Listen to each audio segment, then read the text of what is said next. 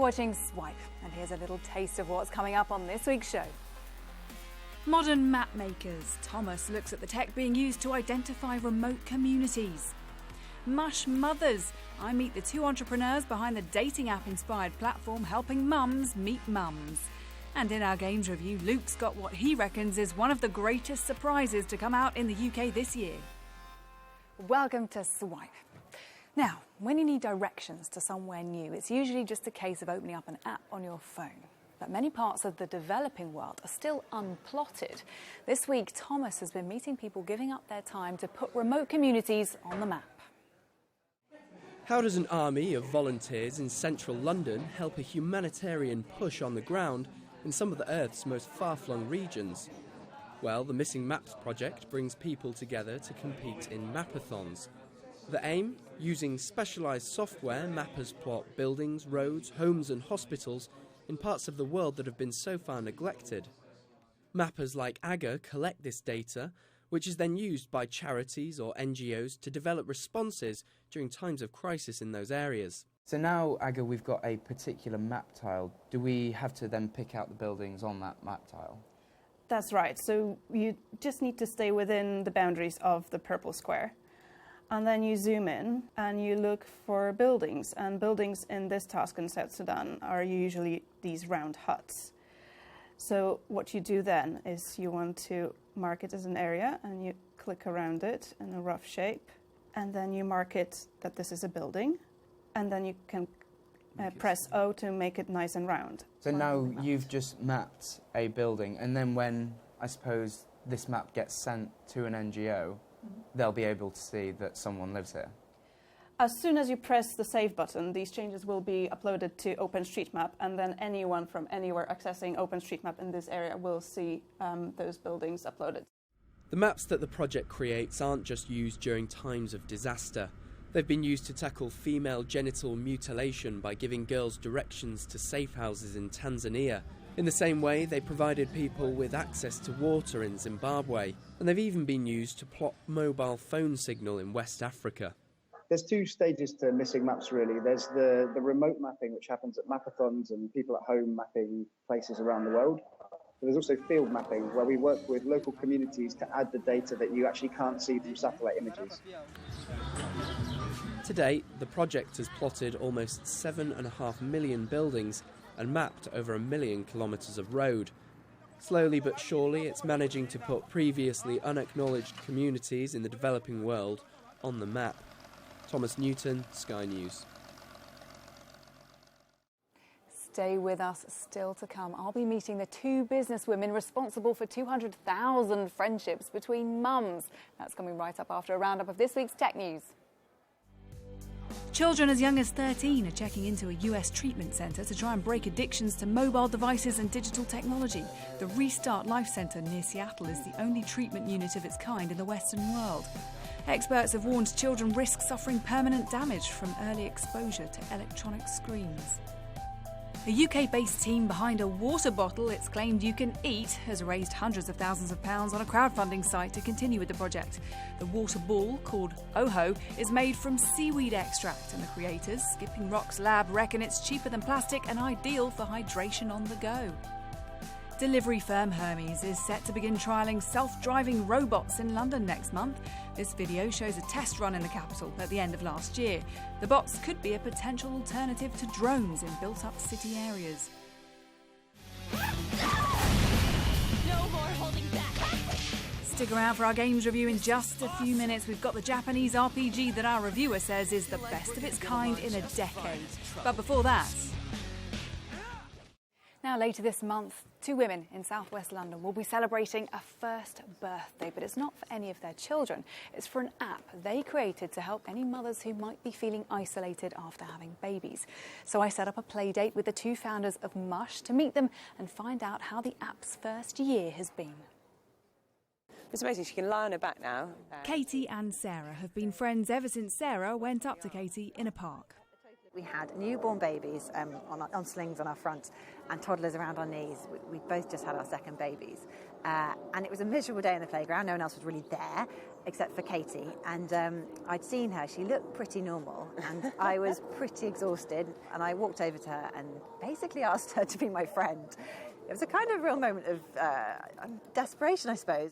Sarah's random approach had been driven by an unexpected aspect of becoming a mum. People tell you it's going to be tough, but no one told me it was going to be lonely. And you spend long days at home, often by yourself. And perhaps you've never done that before. Certainly I hadn't. It was a real shock, actually. A year later, and the pair launched Mush, an app to help other new mums feel less isolated, inspired by dating apps. You create a profile, you set where you live, you put in your kids' ages, you give tags to yourself about what you like doing and how you describe yourself. And then very simply, you are shown other mums nearby with kids the same age. You can message them. We have a lot of messaging within the app, but with the ultimate goal that mums meet up offline. So how successful has the first year been? 100,000 people have downloaded the app.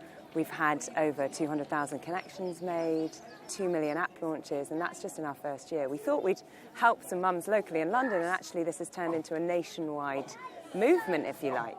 Hi! That movement includes Mush users Mavra and Nadia, along with babies Leonardo and Noah.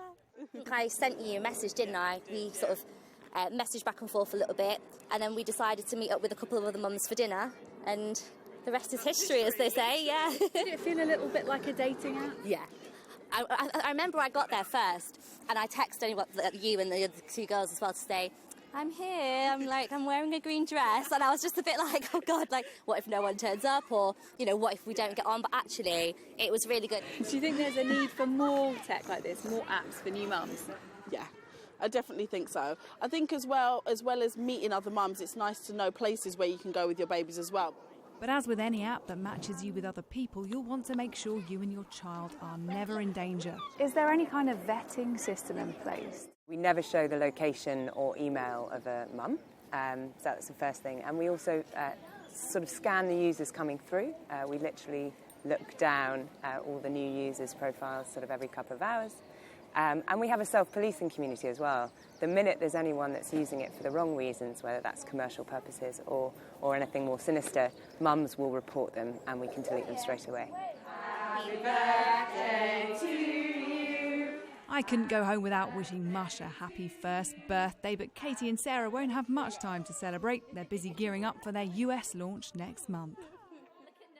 Video games time now, and this week it's Luke's turn in the hot seat. Persona 5 is a Japanese role-playing game, and honestly one of the greatest surprises for me that's come out this year.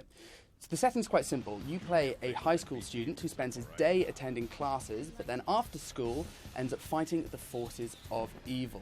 Now the combat in the game is really deep and engaging. It's a turn-based system like you'd see in the old Final Fantasy games, but it's been souped up and is really, really fun to play.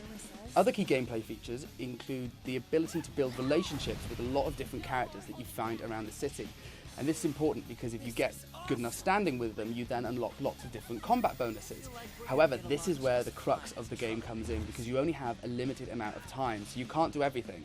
So if you decide to build on these relationships, then you won't be able to pick up a part-time job, for instance, to earn more money and buy better weapons.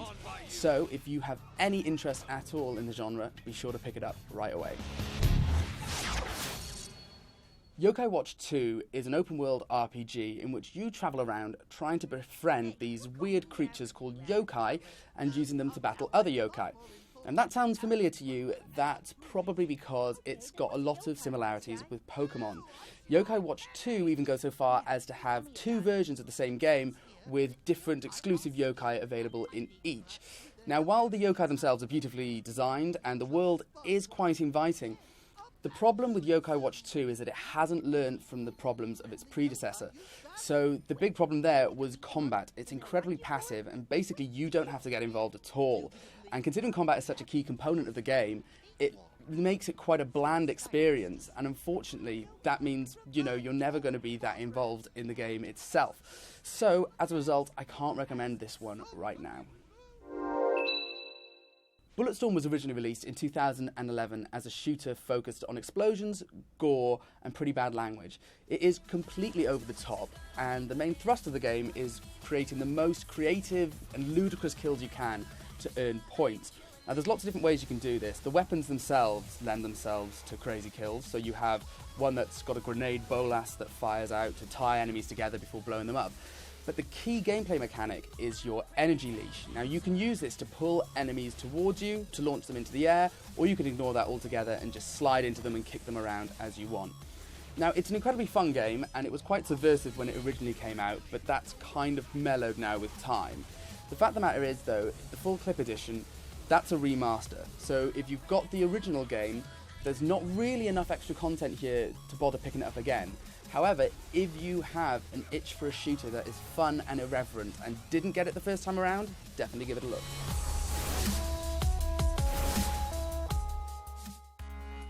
Well, that's it for this week's show, but in case you didn't know, you can watch any of our episodes on demand in all the usual places, and why not follow us on Twitter @SkyNewsSwipe, then you can see what we get up to throughout the week. Swipe will be back again next week. Hope you can join us then. Bye-bye.